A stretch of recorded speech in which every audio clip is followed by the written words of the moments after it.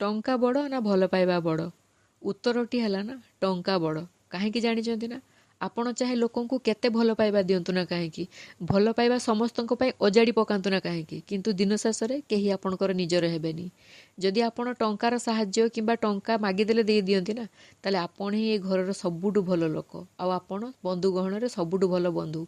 ଆପଣଙ୍କ ପରି ବନ୍ଧୁ ଏ ଦୁନିଆରେ କେହି ନାହାନ୍ତି।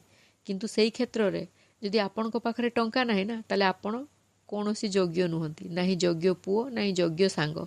ସେଥିପାଇଁ ନା ସବୁବେଳେ ଗୋଟେ କଥା ମନେ ରଖିଥାନ୍ତୁ, ଟଙ୍କାଠୁ ବଢ଼ି କିଛି ସମ୍ପର୍କ ନାହିଁ।